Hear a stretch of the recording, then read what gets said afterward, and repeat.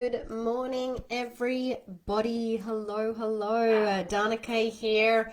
Apologies if I've got a little barking dog in the background. Yes, and there he goes. Of course, exactly when I want to come live, he decides to say, "Hey, mummy, don't forget me." Anyway, apologies about the barking dog. I'm Dana Kay. I'm here with you live to answer all of your burning questions about ADHD.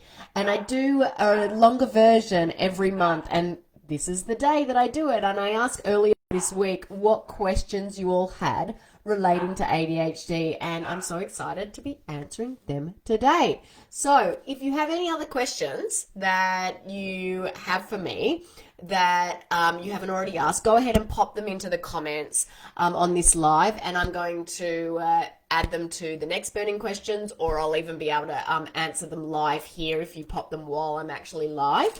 Now, for any of you that don't know me already, I'm Dana Kay. I'm a board-certified holistic health and nutrition practitioner, and I work with families all across the USA, helping them reduce their child's ADHD symptoms naturally.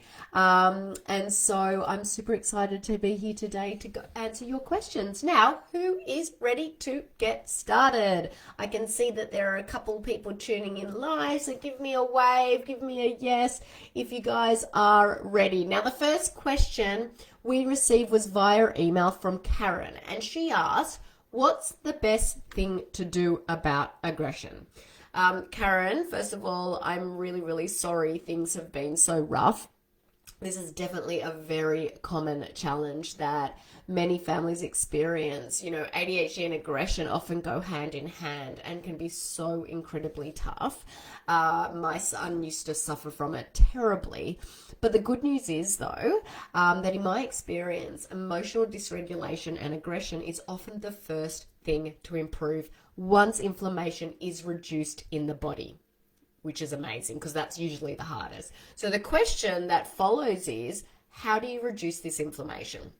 And I always recommend that families begin with diet changes. Now, one thing I teach every family I work with, that is diet is the foundation of everything we do. If our diet isn't good, then we can't function at our best. You know, a lot of people don't realize there's a huge connection between our gut health and our brain health, and 95% of our serotonin and 50% of our dopamine is made in our guts. And these are our neurotransmitters, or our hormones that make us feel good, that help us manage emotion and maintain mood balance. So if we're not feeding and looking after our guts, then our bodies won't be able to make enough of these vital neurotransmitters. You know, I often think of it like this. When you're building a house, a solid foundation isn't optional, it's a necessity. So if you don't have a solid foundation, that house isn't going to be very strong. And it's the same way with us. Diet is our foundation, and if our diet is poor, we can't function at our best. And that's true for us adults, but it's also super true for our children. So because of this, when I work with families, the first issue I address is that diet. I encourage families to remove some of the most common inflammatory foods from their diets and replace these foods with healthier alternatives and more whole foods.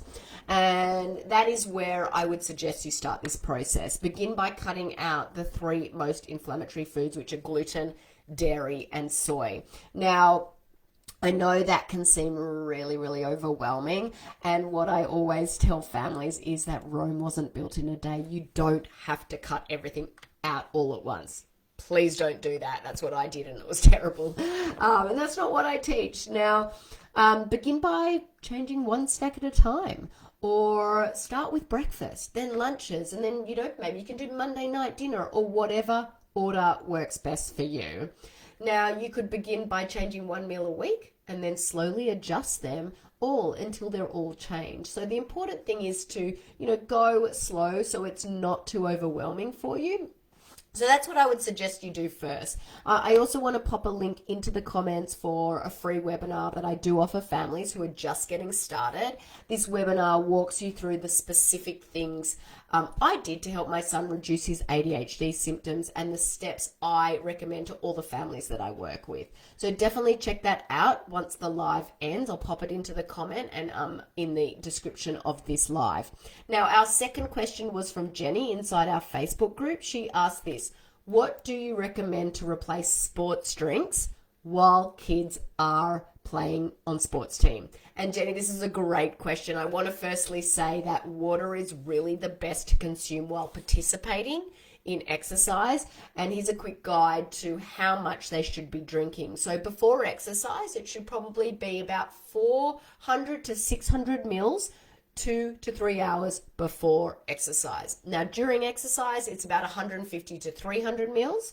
And after exercise, you can use sodium-containing fluids like sports drinks, but not all of that Gatorade stuff. I'll go into what next. And snacks that will really help quench that thirst and keep fluids in the body. So my recommendation for an electrolyte drink for post-exercise is Ultima Replenisher. This one has clean ingredients, 0 calories, 0 sugar, plant-based flavors. It's gluten-free, caffeine-free, soy and dairy-free. It's also non-GMO and it's not loaded with sugar. What more could you want? I don't want to compare that to what, is in Gatorade. Even the 0 sugar Gatorade, just stay away. It's going to exacerbate things so much more. I prefer to use this brand and to avoid the plastic bottles. And so I simply mix the powder in their water bottles and just add a single scoop, shake it and go. So I'll definitely pop a link to that product after the call is over and tag you there. Now, our final question that came in this week was via an email via Kathy. So Kathy said that her 18-year-old son has been on a diet since July 2022. He has lost 100 pounds and is eating shrimp, veggies, apples, sushi, drinking milk and water and bio still. She wants to know if this diet will help with ADHD. So Kathy, it sounds like you've already making some dietary changes and putting in a lot of work to help your son. So first of all, I just want to congratulate you on putting in that hard work. It really shows just how much you love him and how committed you are to helping him. Now, as far as dietary changes you mentioned, it sounds like you have made some changes, but are still unfortunately giving him some of those highly inflammatory foods. So you mentioned milk. Now, dairy is a top inflammatory food. So my recommendation to you would be to focus on getting rid of those top inflammatory foods that I mentioned earlier. And if you weren't tuning in, then they were gluten, dairy, and soy. Now, gluten is the #1 food I recommend all children with ADHD cut out of their diets. In fact, gluten is so inflammatory that I suggest everyone, even those without ADHD or a known gluten intolerance, stop eating it, full stop, plain and simple. It's harmful for everyone. And that's because gluten triggers increased intestinal permeability in everyone, even if they don't show an allergic response to it. And what that means is, I know that word is what does that mean? It basically refers to the breakdown of the intestinal walls in the gut. And so when functioning properly, the walls of the intestine form this barrier and allow water and nutrients to pass through, but blocking other things from entering the bloodstream. So when a person has increased intestinal permeability, that can lead to something called leaky gut. And leaky gut allows toxins and harmful substances to enter the bloodstream that aren't supposed to be there, and they lead to an inflammatory response in the body. This inflammation can make ADHD symptoms significantly worse. Inflammation isn't the only issue with gluten, though. Gluten also has the potential to create opiate-like effects in some individuals. Crazy. Same as dairy. Now, in individuals who have gut inflammation, which is very common in kids with ADHD, their enzymes in their gut are not fully breaking down gluten. And what happens as a result are compounds called glutamorphins. And the protein structure of glutamorphins is similar to that of morphine. Glutamorphins, morphine. Glutamorphins are absorbed into the bloodstream. They cross the blood-brain barrier and then bind to opiate receptors in the brain and the gastrointestinal tract. Can you believe that? Like, that is what happens with gluten. Just think about people who are addicted to morphine. They might be unable to sit still.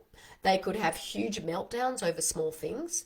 They might be unable to handle transitions. In many ways, they have ADHD-like symptoms.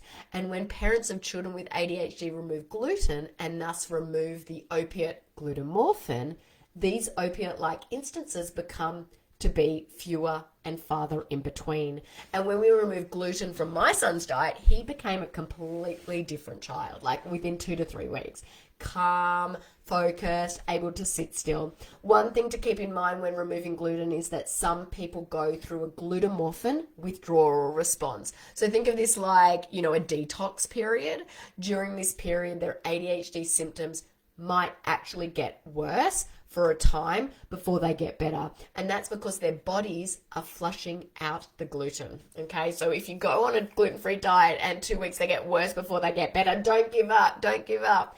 Now, another thing to keep in mind is that it can take 3 to even 6 months for gluten to stop reacting in the body for some people. So don't give up if you don't see results immediately. Sometimes it can take a few months before the body reduces the inflammation caused by gluten.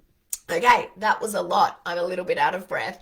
I do have a little bit of a cold as well, and so that's why I'm a little bit out of breath. But let's move on to dairy, because I really want to explain this to you guys, because I think it's super important to understand the why. Like, yeah, we can go and remove our gluten, dairy, and soy, but if we don't know the why, we might give up. We might not follow through. But, I suggest families cut out dairy for the same reasons as they cut out gluten. Dairy products, like gluten, are inflammatory and create opioid-like responses in the brain. The opioid-like protein in dairy is called casomorphin, okay? So, same reasons. Soy is the third food children with ADHD should cut out from their diets. There are 2 primary reasons for that. First of all, approximately 95% of soy products come from genetically modified crops or GMOs. And GMOs are linked to many health problems. They damage the digestive system. They kill off the good bacteria in your gut. And because most of the soy in foods today come from GMO plants, it's best to cut out soy out of the diet altogether. And so the overproduction of soy is also a problem. Soy is among the largest USA farmed commodities. It's heavily processed, it has a high yield, and often contains glyphosate, which is a pesticide. Because of its mass production, it's also snuck into a variety of foods at an alarming rate. I have so many families that come to me and work with me and go, we don't eat soy, it's not going to be a problem. And then they turn around like, oh my gosh, soy is in everything. I had no idea how hard that would be. So the second reason I suggest families of children with ADHD remove soy is because soy is an endocrine disruptor. Now, when eaten in excess, it can have adverse effects on the balance of hormones in your body. It also contains isoflavones, which act like estrogen in the body. And since many breast cancers need estrogen to grow, eating an excess of soy could increase the risk of breast cancer. So Kathy, that would be where I suggest you adjust his diet. Focus on cutting out those top inflammatory foods, adding in lots of healthy fruits and veggies, whole foods, healthy fats, grass-fed, wild-caught protein, those sort of things. Now, I hope that helps. And as always, I'm happy to chat privately if you have any further questions. We actually offer free calls where we discuss the symptoms of your child is having, the strategies you have already tried, and then come up with a really customized game plan of how you might be able to start reducing those ADHD symptoms naturally. I'm also going to pop a link to book that free call in the comments as well. So if any of you are interested in that, you can easily find that link. Guys, that's it for today. I hope that's been helpful. Again, if you're watching this later, if you've got any extra comments that you want me or questions you want me to answer, pop them in there. Happy to help. But as always, hope you have a wonderful weekend, and I'll talk to you all very soon. Bye for now.